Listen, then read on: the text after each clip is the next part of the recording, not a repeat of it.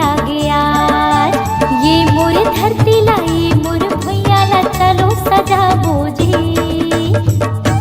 हाँ घरो घर चलो संगी हो दिया जलाबो जी। घरो घर चलो संगी हो दिया जलाबो जी। होगी 75 साल के देश हमोर आजाद। अमृत महोत्सव जैसे है खुशी खुशी लागे यार। ये मोर धरती ला ये मोर भैया ला चलो सजाबो जी। हाँ घरो घर चलो संगी हो दिया जलाबो जी। घरो घर चलो संगी हो दिया जलाबो जी।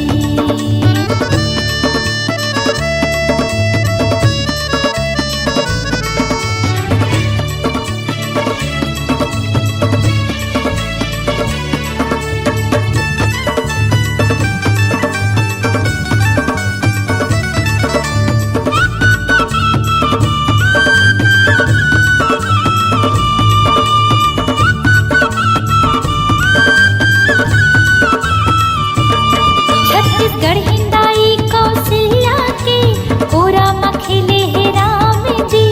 रामेला जूठन मोर खवैया सबरी दाई के है धाम जी।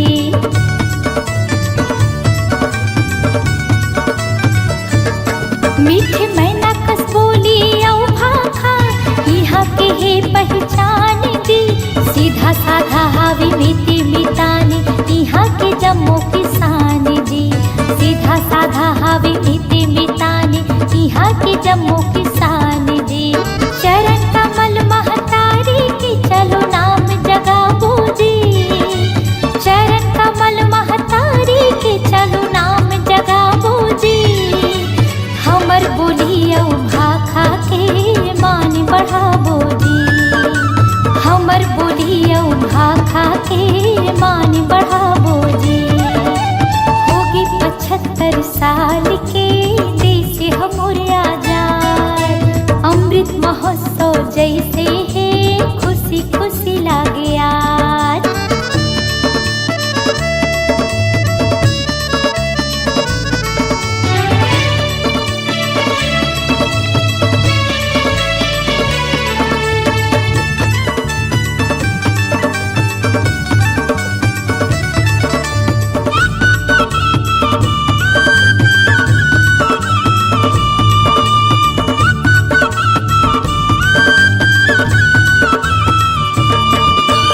महानंदियर पपैरी हावे लागे जैसे सहुए गंगा जी।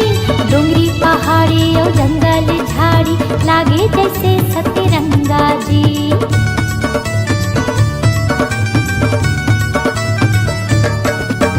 राम लखन सिया बनवास रहे तीनों साथ संगा जी। राजीव लोचन त्रिवेणी संगम बैठे महादेव मलंगा जी। राजीव लोचन त्रिवेणी संगम बैठे महादेव मलंगा जी। माया पीरित के बंधना ला चलो गढ़ाबो जी। माया पीरित के बंधना ला चलो गढ़ाबो जी। हमर बोलियो भाखा के मान बढ़ाबो जी। हमर बोलियो भाखा के मान बढ़ाबो जी। होगी 75 साल के देश हमोर आजाद। अमृत महोत्सव जैसे है खुशी खुशी लागे यार।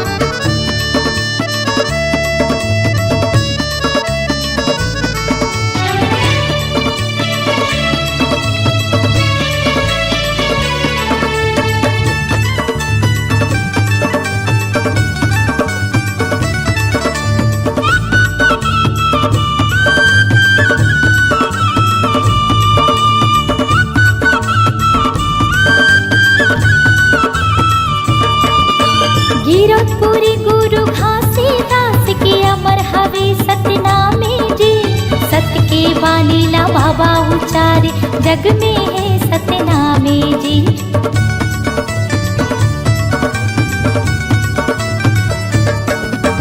माता माया रू की महिमा ला गा के सुनाबो